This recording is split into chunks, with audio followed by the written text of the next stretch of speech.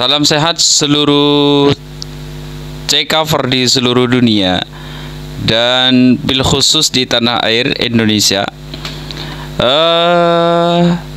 CKA pada kesempatan kali ini akan sedikit tampil beda karena akan sedikit menyuarakan dan menyambut Pesta Demokrasi Indonesia yang akan digelar 5 tahun sekali, dan kebetulan tahun 2004 ini kita akan segera menyelenggarakan sebuah pesta demokrasi yang tidak bisa kita lewatkan begitu saja.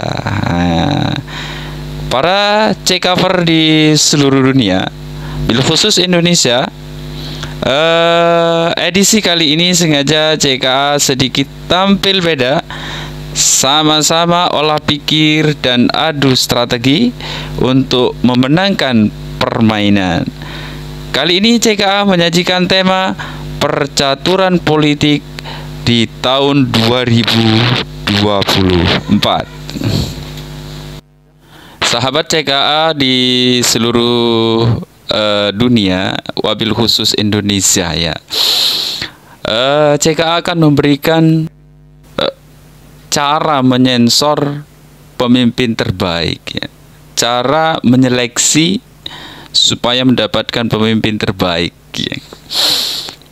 Tidak boleh tidak dan nggak bisa dipungkiri, setiap manusia, semua manusia itu pasti punya track record lah ya, punya masa lalu.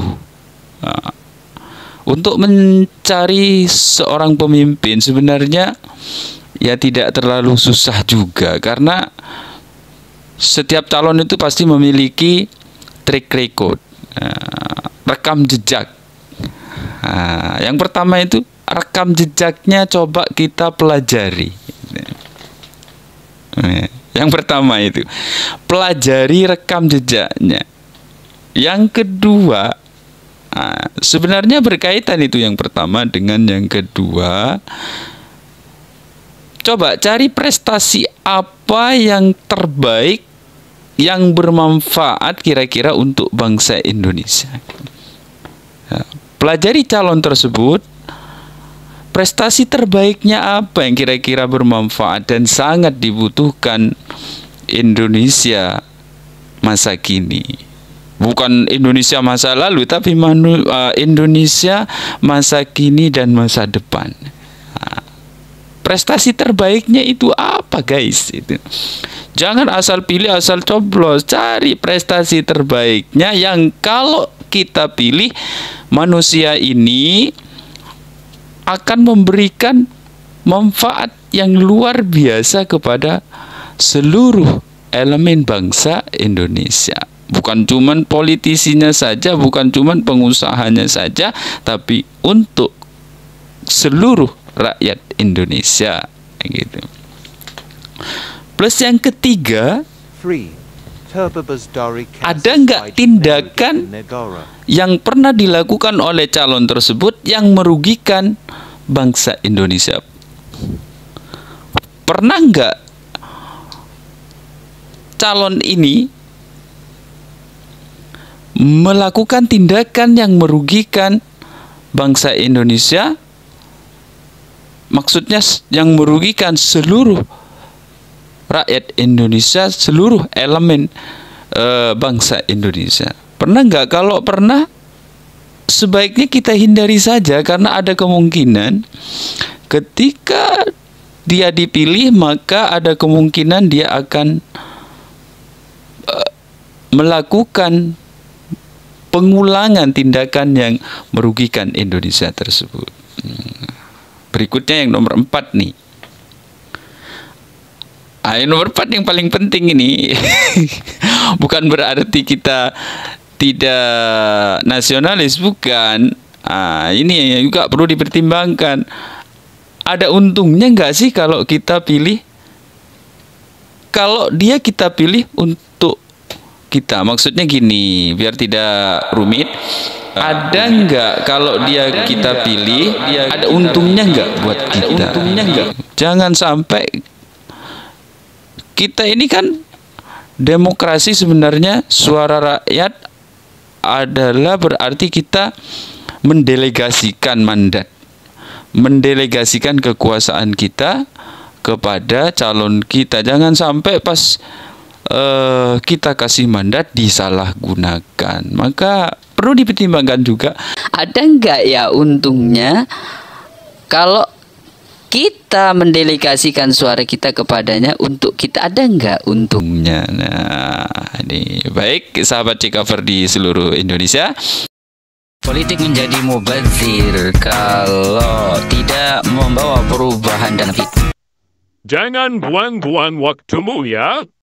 Sahabat C-Cover di seluruh dunia, bil khusus di Indonesia, sebagusnya dan sebaiknya orientasi politik masa kini mestinya Indonesia itu menganut, para politisi Indonesia harusnya mendasarkan seluruh dedikasinya untuk bangsa ini pada 3 hal. Yang pertama yaitu mestinya para politisi itu membangun dan memajukan bangsa Indonesia, membangun dan memajukan seluruh elemen bangsa Indonesia, bukan cuman politisinya saja, tapi seluruh rakyat Indonesia.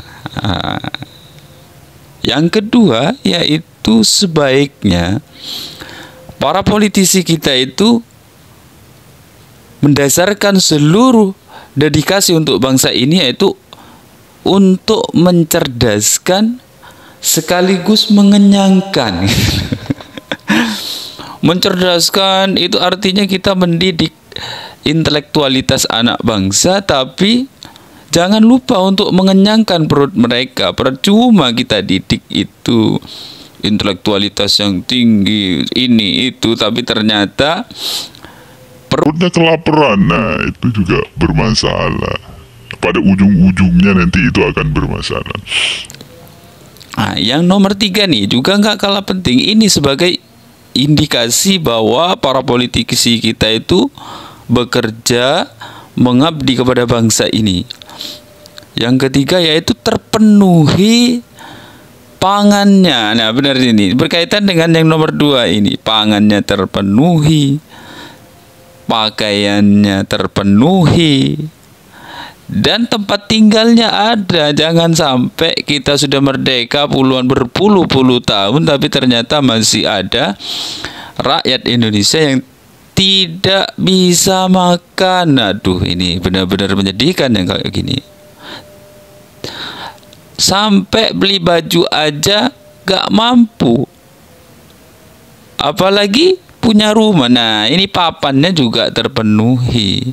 Kalau istilah singkatnya itu yang lebih populer, sandang, pangan, dan papannya bangsa Indonesia, rakyat Indonesia ini terpenuhi. Jangan sampai beberapa kali pemilu, beberapa pilpres, pemilu, pileg ini terjadi tapi perubahan bangsanya tidak ada sama sekali. Maka ini jangan sampai pemilu sebagai dipandang sebagai sesuatu yang mubazir.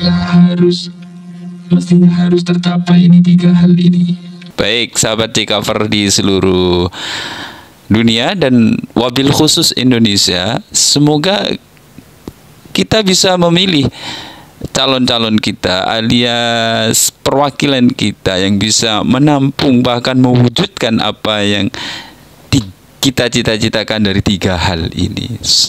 Nah, sahabat C-Cover di seluruh Indonesia, pastikan setelah kita memberikan suara, kita memilih wakil kita, pastikan kita tetap bersikap tenang, damai, dan tidak perlu berlebihan ya, karena kehidupan kita akan normal kembali ya. Bagi yang guru, dia akan kembali mengajar.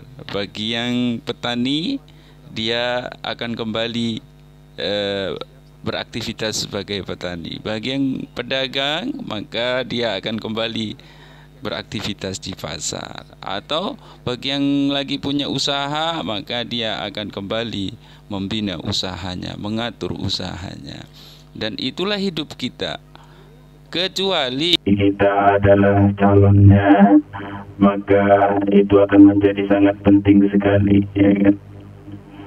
Apa kecuali kita ini capresnya, maka kita akan sepantasnya kita berjuang mati-matian untuk posisi yang diincar, karena itu hidup kita, ya kan? Nah, kalau kita di luar itu sebaiknya utamakan persatuan dan kesatuan, kedamaian dan perdamaian, kemakmuran dan keberkahan. Itu saja, nggak perlu berantem. Kalau sampai berantem, yang ada itu akan menjadi musibah. Maka pemilu akan menjadi musibah buat kita.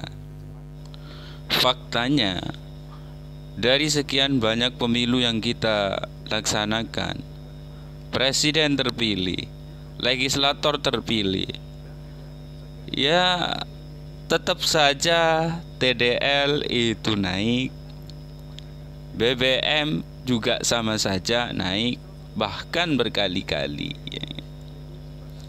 Harga ya naik.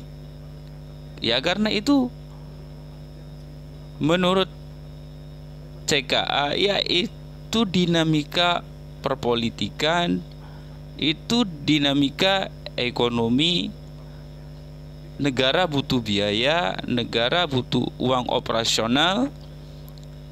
Ya salah satu sumber pendapatan negara ya dari situ. Plus itu adalah hukum ekonomi, kenaikan harga. Ya terus kalau kayak gini, untuk apa kita gontok-gontokan hanya gara-gara politik seperti ini? Mending lebih baik kita meningkatkan kapasitas diri kita, meningkatkan kesejahteraan diri kita, dan sama sekali sebenarnya tidak terlalu tergantung dengan situasi politik saat ini. Cuman apabila politik menjadi kacau balau, imbasnya juga mengena kepada kita semua. Jadi yang paling penting adalah tetap kita pilih pemimpinnya sambil berharap menjadi pemimpin yang baik apabila kita pilih. Tapi kalau ternyata tidak terpilih, ya itu belum takdir namanya.